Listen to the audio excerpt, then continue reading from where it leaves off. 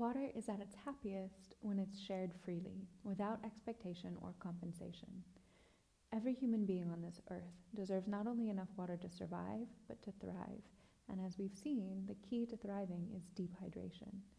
So by sharing water, you become a part of a cycle of blessing that endows people with the spirit of life itself. By sharing water for free, you align yourself with the laws of nature, which holds water as a common, not a commodity.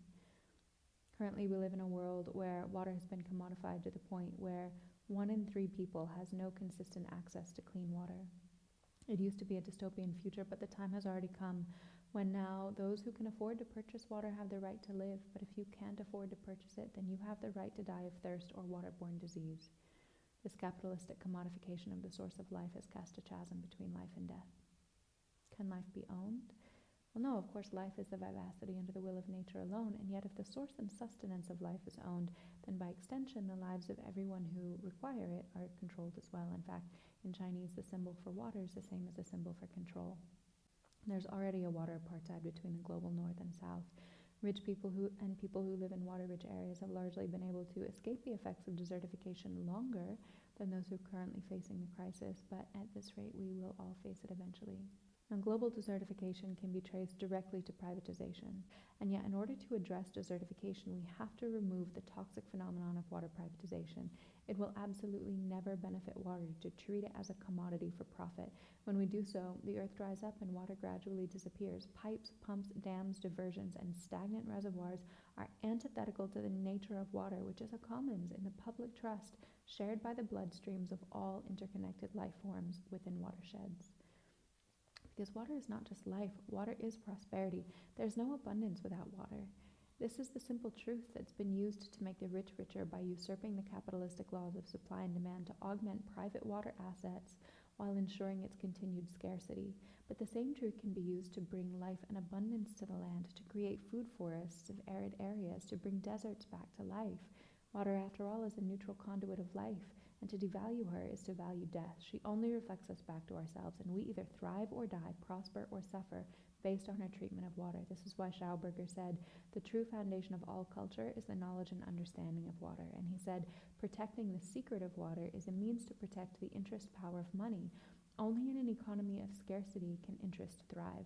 The price of food and the cost of mechanical power would sink to such low levels that speculators would be able to gain nothing from them. Free access to nutrition and mechanical energy are such radical ideas that our concept of the world and all ideologies would be turned upside down.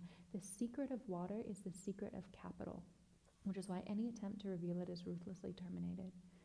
Our relationship to water is our relationship to the effulgence of life, and shifting our relationship to water as one of freedom, abundance, nourishment, and sharing will fundamentally shift our relationship with life itself and our ways of living on this planet from the inside out, seeding a new paradigm from within. If you can count yourself among those privileged enough to have never experienced prolonged thirst, then there is an even greater onus upon you to take seriously this invitation to share free water. So how does nature free water? Well, aquifers give water as it rises to a spring, and plants and trees give water in a process called transpiration, and the sky gives water in the form of rain and snow, and animals give the water they drink back to the land. Water is always in a constant cycle through the web of life. It is always being shared. No living thing except for humans would think to hoard water for themselves and allow other life to dry and die. We all know that nature doesn't have coin slots by her riverbanks, and springs don't double as vending machines. The earth provides enough to sustain all and asks nothing in return. The ancient concept of the commons is based on the belief that what belongs to one belongs to all. As Maud Barlow explains in the report on the water commons, many indigenous societies to this day cannot conceive of denying a person or family basic access to food, aid, land, water, and livelihood, as these are all shared as a part of a commons. But modern civilized human beings come in and steal water from aquifers, robbing the local ecosystem of its bloodstream so that plants and animals wither, and they do this in order to sell what was freely given by nature. They feed this water to crops and then sell all the manufactured goods produced from what the water has grown, or they expend massive amounts of water in the process of mining for minerals, which they turn into goods for sale. In a way, they're making money from nothing. They're turning water into gold. But at what cost? If we massively ship water out of a wet area, the ecosystem is disrupted, habitat is damaged, biodiversity is reduced, and aquifers are dried, then the water-rich area we export from becomes desertified. And the dry, arid area that imports this water will simply consume the water and send it back to the ocean via sewers, thus remaining a desert.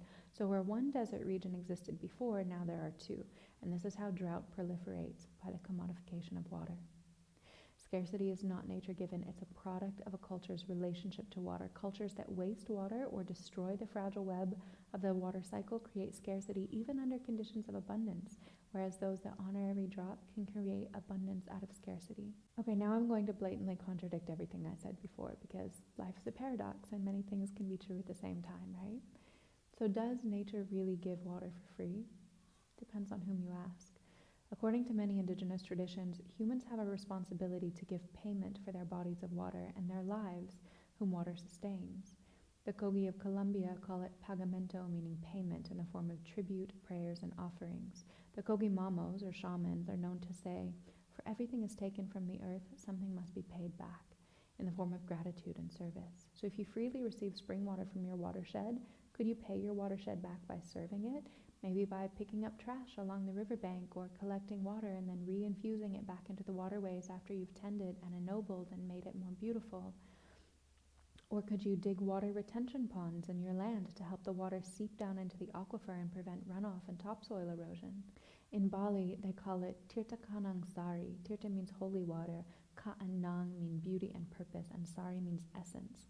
Every single day, Balinese people craft beautiful baskets full of flowers, incense, and offerings of fruit and candy, which they place prayerfully in every sacred corner of their homes and land. And they always place these kanangsari on bodies of water. Every river, pool, and even jugs of water dispensers receive offerings and prayers every day. So I invite you not only to align with nature by giving water away for free, as all other life forms do, but by actively giving to water as well. Give her your time, attention, praise, and offerings. You might consider being a water carrier for your clan, or consider going on pilgrimage to collect this vibrant, vital source of life and bring it back to your people. You can fill up a van with several 6-gallon carboys, even if you have to drive an hour or two to go to a spring to do it. I mean, who doesn't go an hour or two to the airport? It's a sacred charge, and you will be healing up and blessing your whole community by doing so. And to those of you who take on that service, I really honor you. And many people also take on the practice of carrying blessed waters, or what the Celts called wished waters. This water is not for drinking, it's for prayer and ceremony, and you can gather water from sites around the world and share and spread and commingle it with other waters from around the world, everywhere you visit, and sharing with every other water carrier that you meet, joining together the disparate corners of the earth in little bottles of liquid prayers that you carry with your intentions into the collective hydrological cycle of the planet.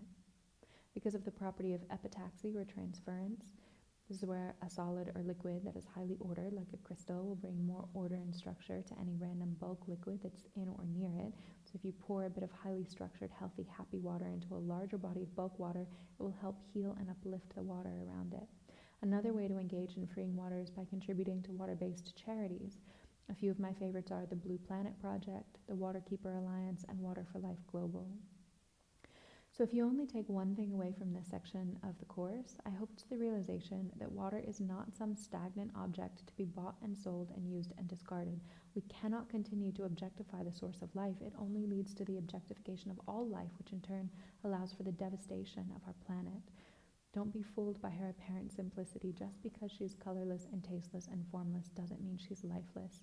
You might not be able to see what's going on inside of her just with the naked eye any more than you can see all of the cells and minerals and electrical signals in a drop of your own blood. But if you put either under a dark field microscope, then suddenly a whole world of activity becomes visible.